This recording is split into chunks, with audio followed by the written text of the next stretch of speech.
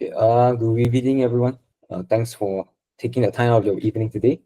So today I'll be talking about writing your own first Burp extension. So a couple of disclaimers before we begin. So I am by no means a professional developer, and some of the code that you see today, it will be some of it will be outright atrocious. So they are not really good coding practice. However, for our purpose and intentions for today, the code will work, and that is good enough for our use case. I also may have no idea what I'm talking about. And also another disclaimer is that we will not actually be doing any hacking today.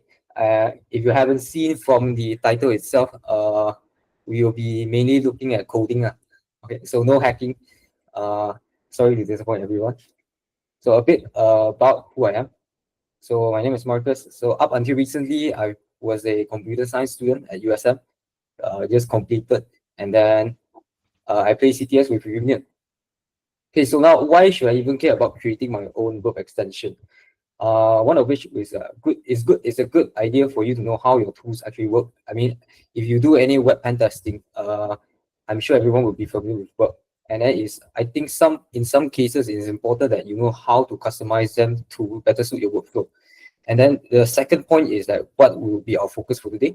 Like in some cases, for certain assessments, it may not be possible if you do not know how to write your own plugin. Okay, so this is when let's say you have a business logic that gets in the way of your testing. So I'll give you an example scenario. So this is closely related to what I faced when I first started up pen testing. So the project that I was assigned to was like something like a payment gateway. So for payment gateways, normally they will have a requirement so that each request that you send must be signed. And then if there's like if the signature is wrong, then you cannot do any testing. Okay, so in this example, let's say the application requires a hash of the request body. So this is like the payload that you send to the server. And because it's a hash, that means that if you need to do any modifications to your original payload, you need to recalculate the hash. Otherwise, your request will be outright rejected. So at this point, if you don't do anything, you will be stuck. And then like, what are you supposed to do? Okay? So there are a couple of solutions to this problem. So one of which is what I did initially. So you could manually generate a hash for each new request. Okay, so this is very tedious. The second option is what I did also. So you write a Python script, and then you just do the calculation using requests.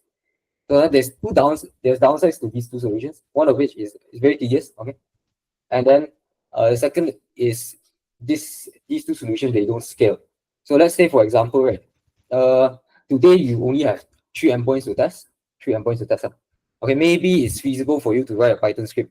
Okay, but then what if tomorrow you have like 100 endpoints to test, and then like each endpoint you have hundreds, let's say a few 10 20 parameters, then it gets very tedious. Like you cannot do it manually anymore.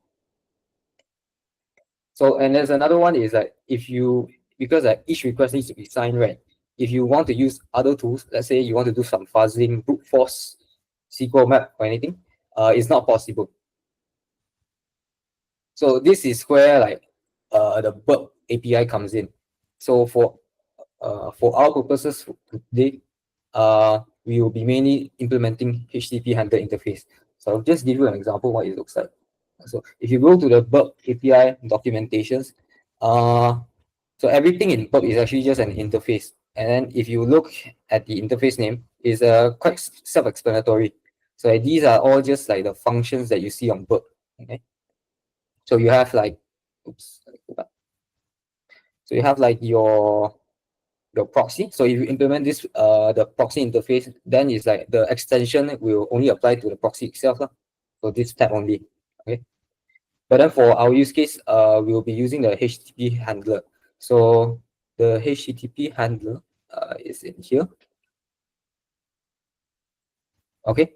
So what the handler does is all the requests that comes into Burp, right? So whether it be from the proxy or the scanner, everything, right? It will pass through the HTTP handler. So this allows you, let's say you have another tool, let's say SQL map, then you can just proxy through Burp, and then each request will be signed. Okay, and then when we implement this interface, it's actually quite simple. There's only two methods that we need to implement. And then you have the option to write in Python or Ruby. So initially, when I started out, I write it in Python. But then this is not really recommended anymore. We'll go into detail later on. But the main reason is one is this is no longer supported. Okay, and then the second one is you need to write in Python too. Okay, that is very old. So this is what it looks like. Okay, time for the demo. Okay, so if you to get started with your first extension, right, you can go to your extension tab. Okay, and then you go to extension setting. Oh wait, sorry. APIs. Okay, so then you can select on Burp extension, and then you download the starter project, and you select the directory. Okay, so then this will just bootstrap everything for you already. So this is what it looks like. Hold on. Let me just open a tab. Okay, so after you created the project, imported into your code editor, IDE, and whatever, this is what you are left with. Okay, before I proceed, there's one other thing I forgot to mention. I'm assuming that you've already installed Java at this point, but if you haven't, make sure that the Java version that you install is JDK 21. If you use something older, you won't work with Burp API. So this is what it looks like. So this is the extension, and then this is very self-explanatory. The set name is like what you see on the Burp page here. So I have Turbo Intruder here. So this is when you put set name, this is what shows up here. Okay. Okay, going back to the slide. Okay.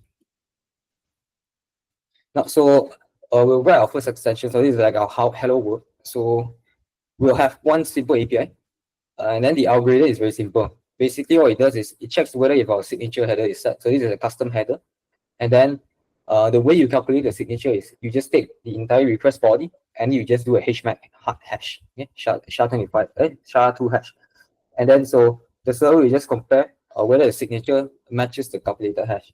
If it's not, then you reject. Now, so I'll just show the API first. So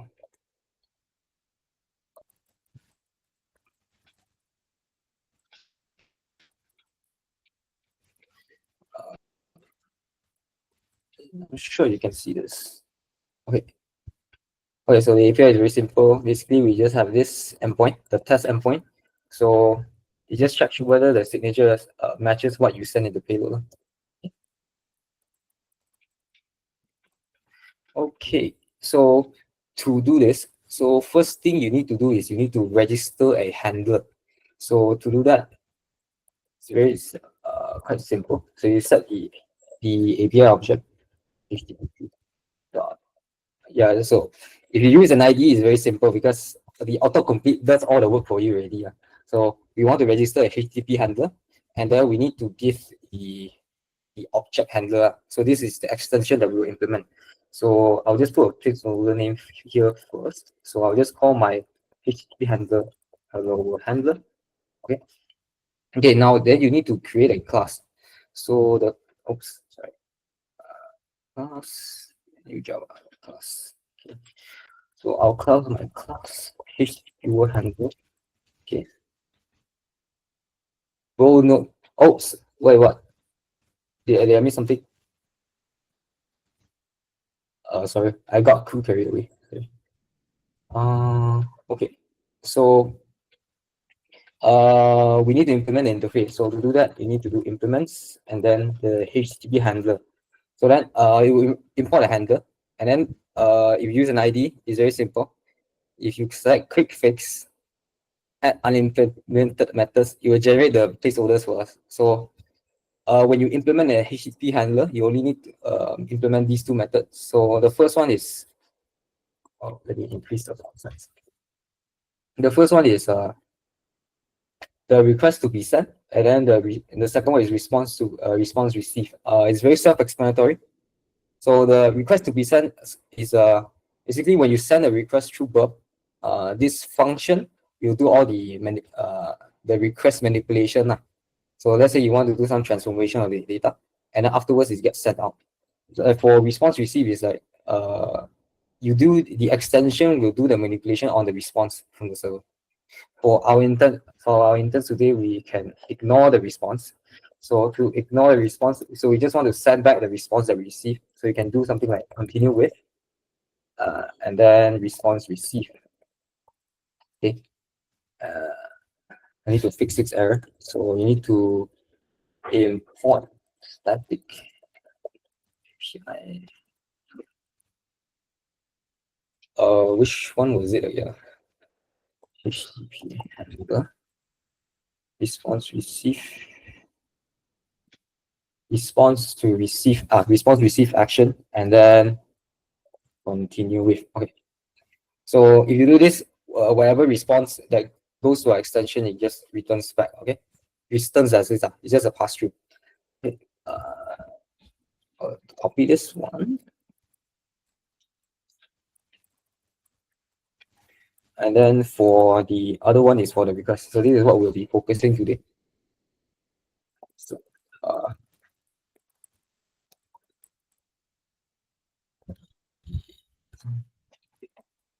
okay, so this will be our default case for now. So like I mentioned just now, for our API, we need to set a signature header. So the first thing we can do is we check whether the header is set in the first place.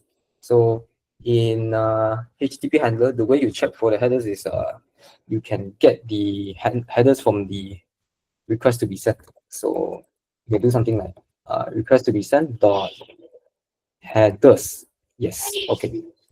So this method returns a list of HTTP header.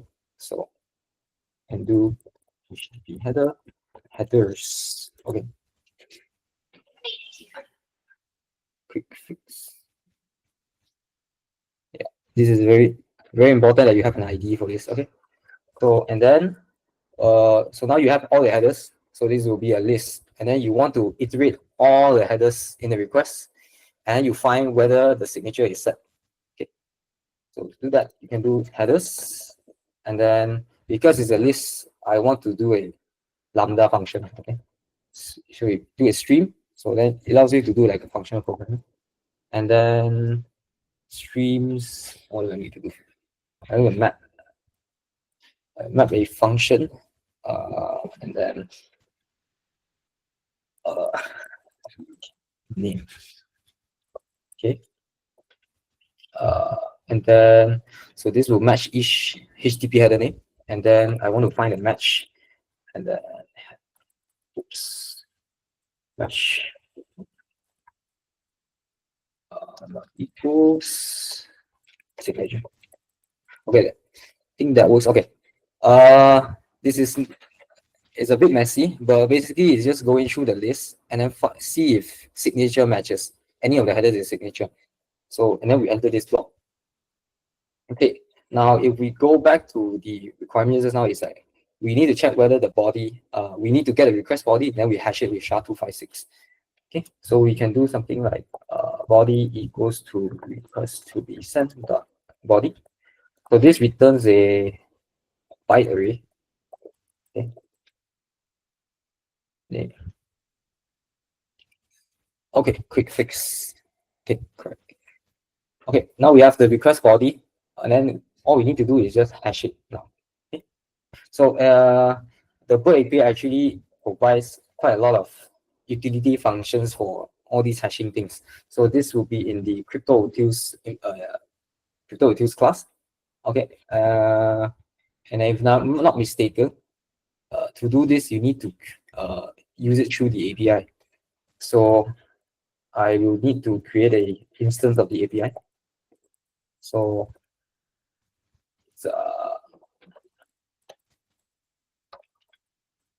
API. And then because this is a private variable, we also need a constructor. And then we take in the API object from it. Okay. So then this API will be just API. Okay. And then we need to update it here. So we pass in the API object. Okay.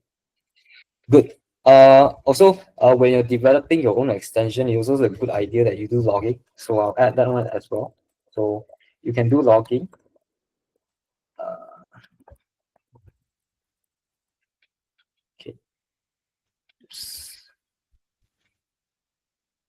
So this assignment to variable has no effect. Oh, API login. Sorry. So what the logging does is, let's say you have an extension. So I'm back here on Burp.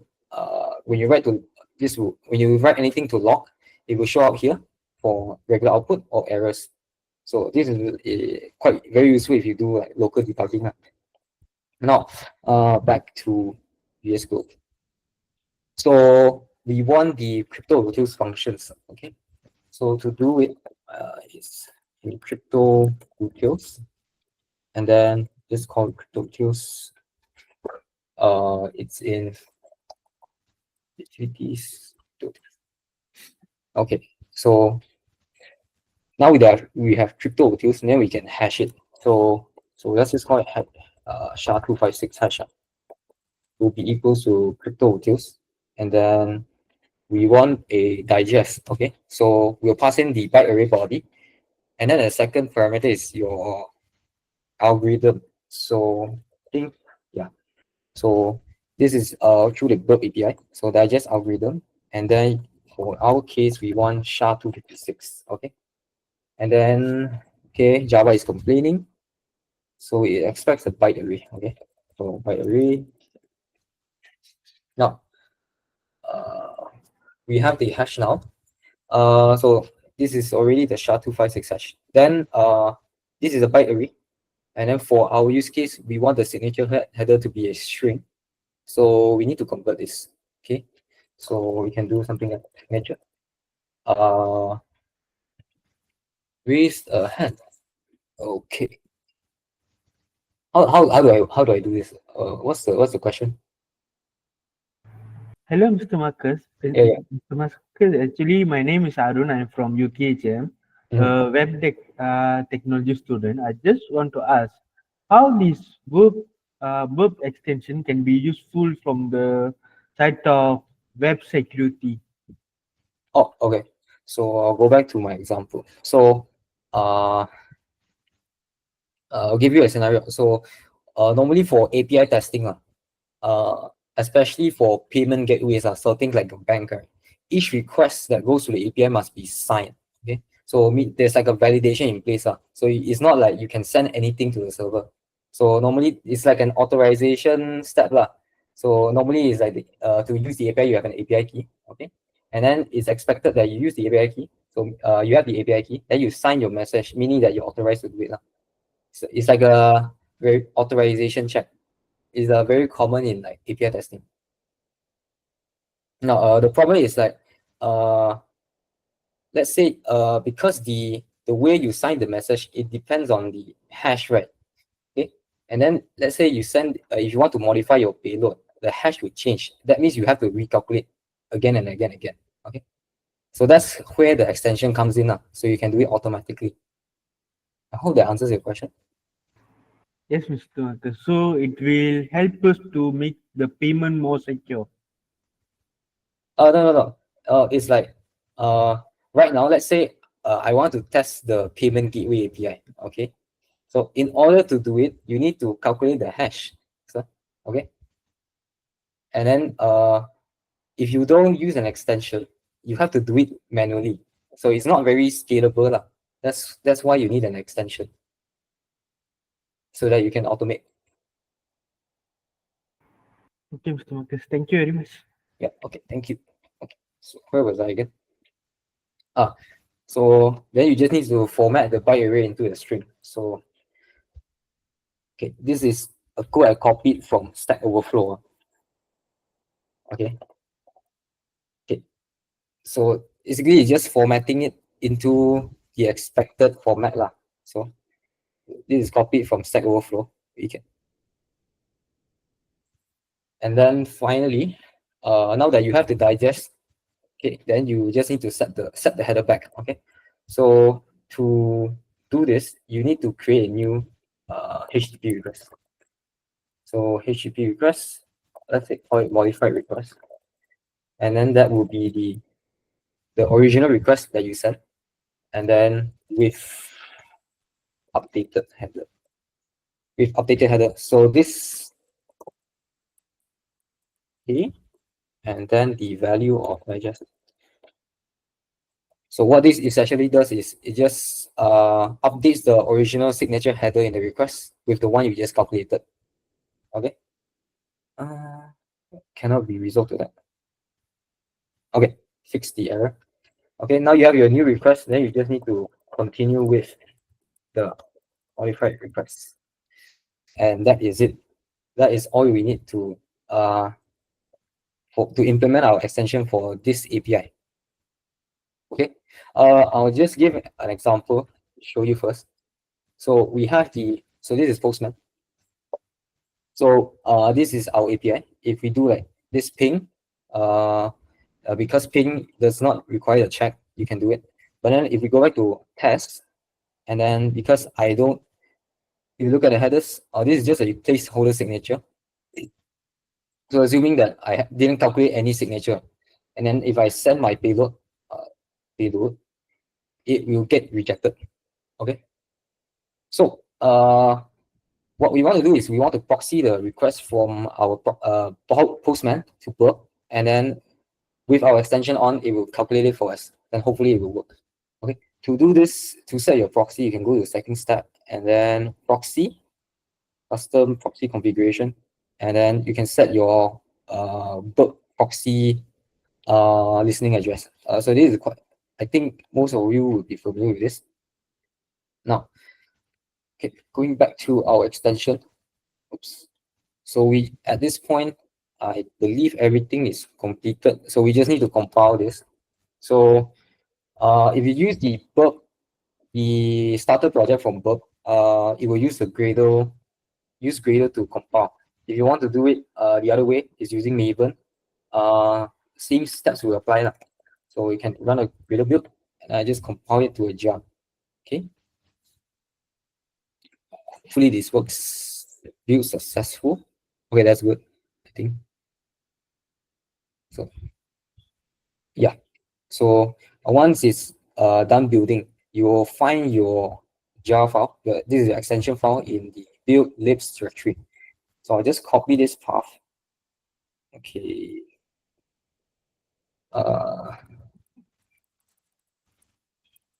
Okay. You can ignore this part. So this is a problem that I have. So right now I'm connected to another machine. So this is my local machine. Okay, I'm just copying it to my host. Okay. Okay. So then, once you have the extension compiled, you can import it. So just now it's called extension template project jar. Okay. Okay. So far so good because you don't get any errors. Huh? So this is a good thing. Okay. So if I so I'll just show you this first. I'll load it first. So right now we don't have an extension, and then I send it over to Burp. So if you go to the Burp history, so this is our request, invalid signature. I'll send it to repeater. Okay, so invalid signature. So right now, let's say the extension that we implemented just now. So I have enabled it. So by right, this should work now. Okay, voila. So what it did was with the extension, it just took our request here. So and then calculated the hash and then it updated the signature value. The signature value here. Now, if you look at this, right, it's like nothing is changing now. Okay, but it's actually happening. Something is happening in the background. So if you go to your logger tab, okay, so this is the request that we just sent.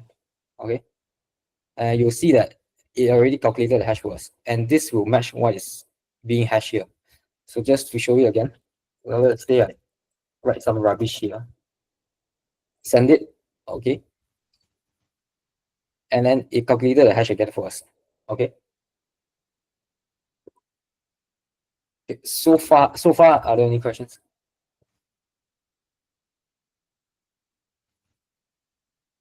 Okay. So far, no. I'll just make things a little bigger. Sorry. Okay. Okay, we are on track. Okay, so that was pretty easy for the first extension, right? Because all we did was just take a request body and then see if it's signed with SHA-256, and then if the signature matches the request body, then we just forward it. Okay? But then let's add more complexity. Okay, so I took this example from one of the projects that I did before. It's not exactly the same thing, but it's quite similar to like what you would do if you test like a payment gateway. So I'll call this payment gateway hello world v2. Okay.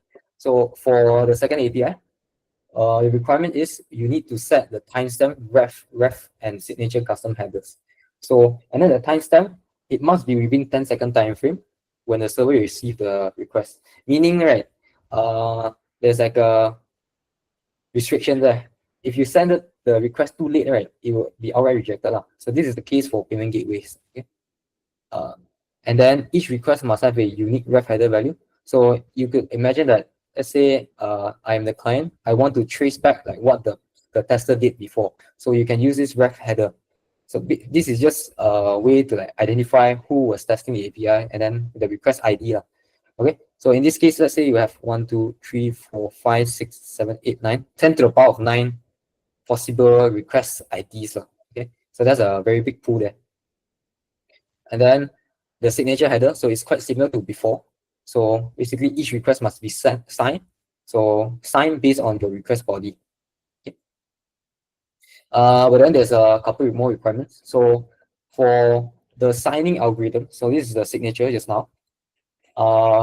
We need to, the implementation here is similar to like your JWT. So you have an header. So, and then the header will set the algorithm. So in this case, we'll use HMAP 256 and then JWT and then URI. So the URI here is like the endpoint that you are visiting. So meaning that if you don't update this, and let's say you're making a request to /test, and then but then inside your header is like another value, let's say /test2, then there's a mismatch and then it will be rejected. Okay, and then IAT is like your timestamp. So the way you read this is your date, day, months, year, and then the hours, minutes, and seconds. Okay, so it's a timestamp in this format. And then the second one will be your payload lah. So again, similar to your JWT. So it's just a JSON, and then this is the payload that you need to send to the API. And then for both of these values, it needs to be minified. Okay, so minified meaning, if you notice here, right, between the colons and the commas, there are no spaces. And then this is a very common requirement. I'm not sure why, but most APIs out there, they will require you to minify the payloads. Okay? So this is just a additional step. Okay. So now that you have the header and the payload minified, right? The algorithm works like this. So this will be our signing input. So we will take the header and payload, base64 it, and then separate by comma. And then you calculate the signing input hash with HS256 with your API key. So this is quite similar to JWT. Okay. And after you get a signature, then you just set it, you base64 it again, and then you put it into this format. It's a JWT. Okay. So over here, I'll start up the second API. So okay, just so this is the API itself. It's a lot longer, but it's basically what I mentioned just now. So it just takes in the headers and then it does the verification. Okay. You can ignore for this part. Ignore this part first. Sorry. So I think we don't have that. Yeah. So the extension. Oh, by the way, if you need the source code, it's in the GitHub repo that we linked just now. Okay. Nice. Okay. Okay. So this is similar to what we did just now. So the main gist will be here, lah. Okay. So for all our intents, let's assume that this is our secret key. Okay. Okay. This is our secret key that we need to sign the request with. So this part is similar to the previous code. Basically, we're just checking whether the signature header or the timestamp headers are set. Actually, there's a bug here. Oops. Oops. I forgot to check the ref header. Okay, but ignore for now. So this is just pass through. Okay. But then the main one will be here. So first we will set the timestamp. So let's look at this definition. Basically, we just get the current time. So when the extension receives the request, current time, format it in the expected format, and then just set the header. So this is very self-explanatory. Okay, this update the header, very simple. Now the second one will be this part, the generate signature. So this will be the main implementation. Okay, so first thing first, you need to generate the header. So like I mentioned just now, you need to get the header, you expect a certain format, right? So you need to set the algorithm and then the API endpoint. The main problem is the API endpoint because when you send a new request, the endpoint changes every time. Okay, so this is how it works. So we just you take in the HTTP request. So this is the request to be sent object that gets sent to the handle HTTP request to be sent method, okay, of the HTTP handler. So you can access that request and then get the path here. So this will be your URI. Okay? So then at that point, all you need to do is just format it in the form in a way that you expect. So in this case, I use a hash map, okay, and then I write it back to a JSON format minified. Okay. Then this is the body. It's similar to the previous one. So you just take the entire request body. In this case, it's a JSON. It will work as well. And then encode it. What is this do? Yeah. And then generate hash map signature. So it's similar to the previous example. Basically, you also take you just create an instance of HMAC and then use the key to sign it. Okay. This is at this point it's quite self-explanatory. Well, there's one thing I forgot to mention. Because we are using because in the second API we're dealing with JSON, right? You need to include the JSON library. So for Gradle, the way you do it is in this build.gradle.kts file. So you just need to include the libraries that you want to use in the extension. So this is for handling the JSON body for minifying. If you don't do this, when you compile the extension and then you import into Burp, right, it will complain because the dependencies are not linked into the final extension. Okay. If you use Maven, then it's another method. You also need to define the additional dependencies in the POM XML file. You can look it up online. Okay, so once that's done, so at this point we have the signature, and then the final one is the ref header. So now let's assume that the format is you have PT1, so this is like pen tester, and then you have the number. So this is the person, and you have the, let's say, remaining 9 digits. 9 digits. So this is 46 bits number. So I use a 46-bit number here, but depending on your use case, you can play around with it.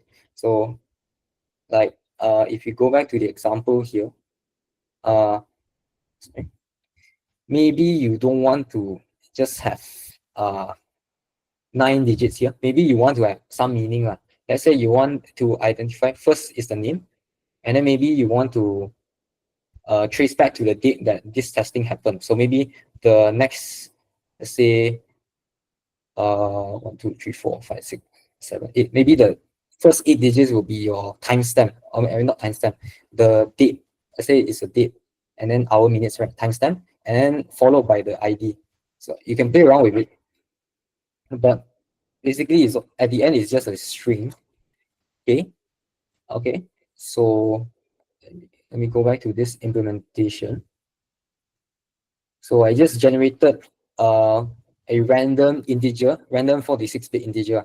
So you have 46 bits is a quite a large pool. So the assumption here is that you won't have the collision. I mean, it could happen, but it's quite unrealistic for the collision to happen. So you just generate a random 46-bit number and then cast it to a string. Okay. So at this point, you have all your three headers, and then you just need to update it within your request. And then once you have the final request, so at this point, you have all the three headers added already. Then you just forward it back to forward it back with continue with. Okay. Now I'll just compile this one. Riddle and jar. Okay. No errors. That's a good thing. So this is the extension. So hello world v2 extension dot jar. Okay.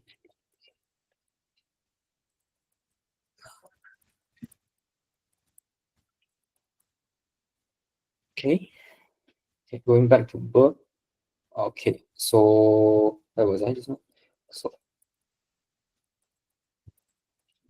So we have, this is the our API already started. So just to show you, okay, let me just disable the one we did just now. Okay. And then, so we have ping. So ping is,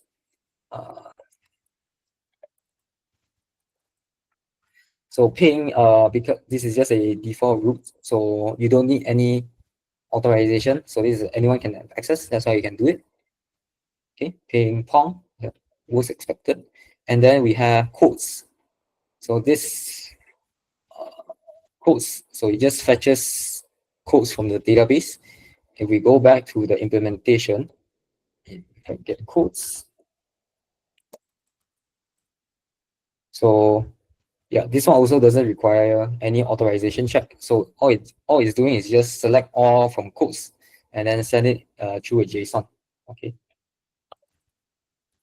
Now, the one that we're interested in is this one. So this authorized group. So this is the one that we have the middleware that checks whether the signatures and the headers are set. So this will be in the /code endpoint. So if we look at what /code is doing, /code here. Okay. So this part is just binding the request ID from the payload to a JSON object.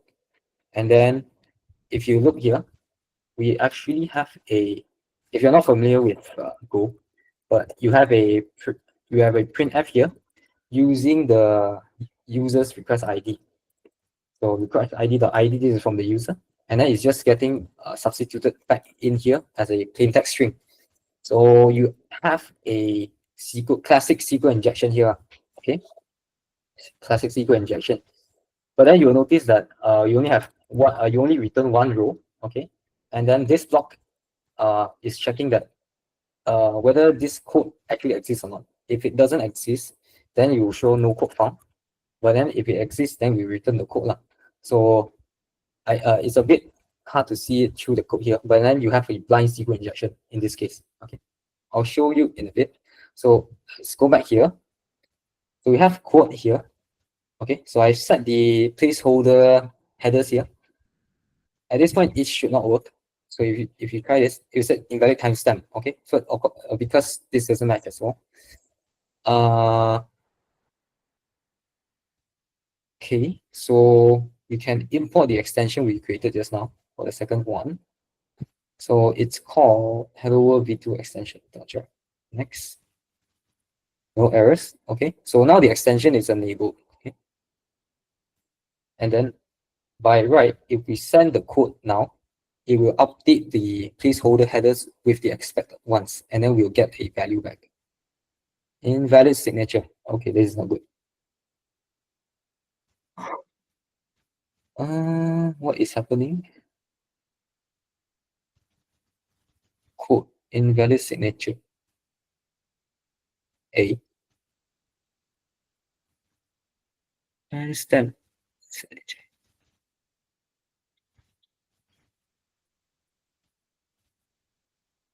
Hmm. Uh, is this the wrong extension? Hold on.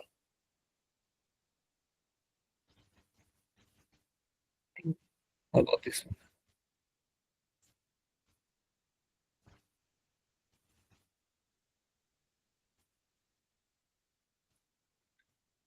Invalid timestamp. Oh, this is not good. Something is wrong.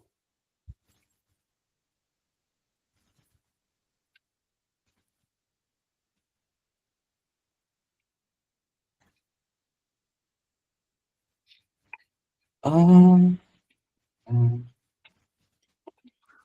yeah. The signature is here.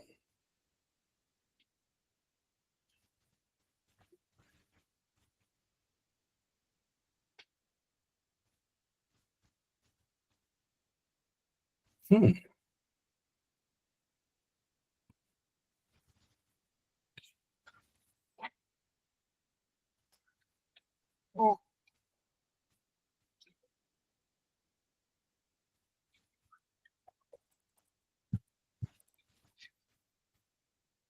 Computed hash map. So this is the one that is expected.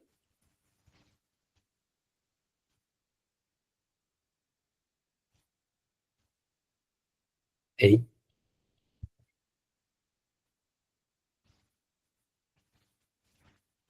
Uh-oh. What is going on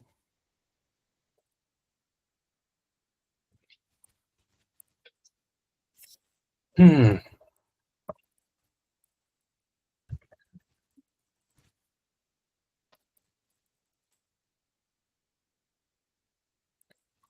A.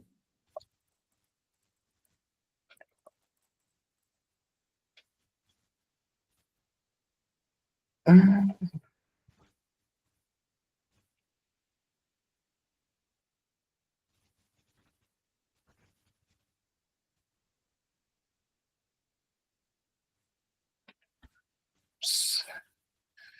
okay, so this is not good. Hmm.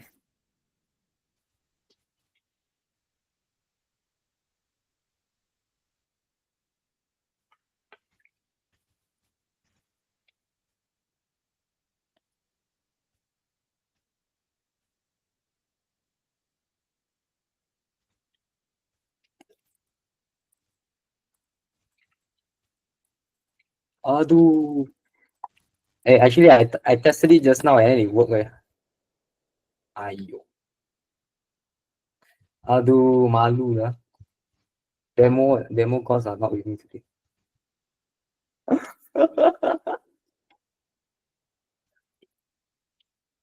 Ish. Oh, fingers crossed it works. What the hell? Oi! Hey, this is not funny. Wait. Hey.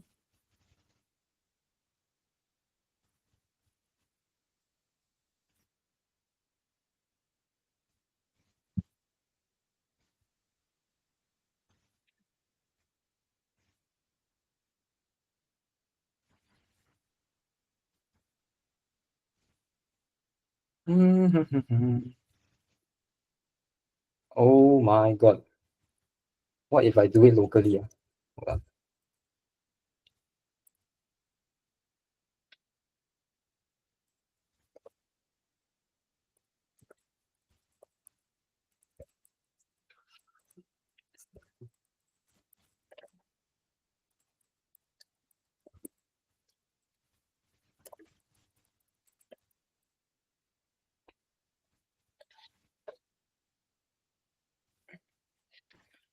How?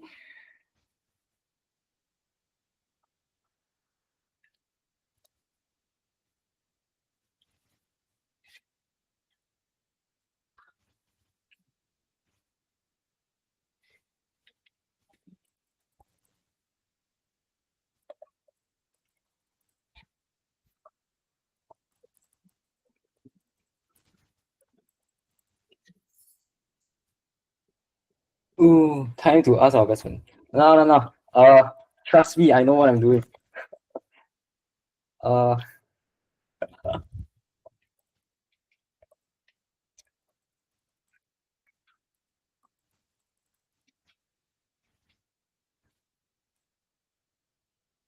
okay, let's try it this way. No way. I don't believe it.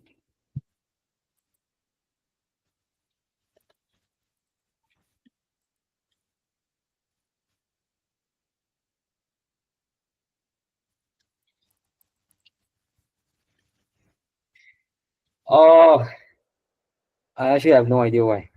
Is it because my API key is wrong?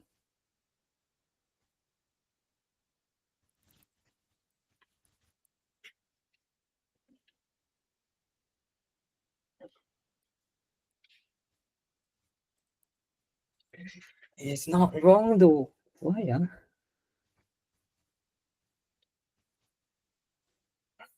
Hmm. Oh. Oh my god. Wait, no. Oh, sorry. Oops. It's not working though. Uh, okay. This is wrong. Uh,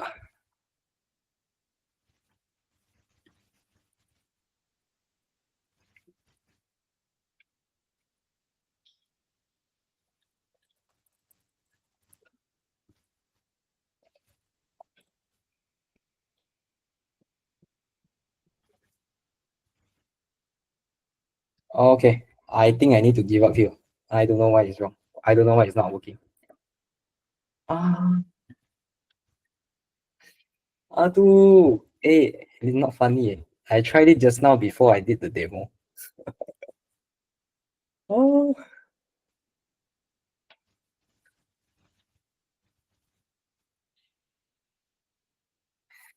Ah.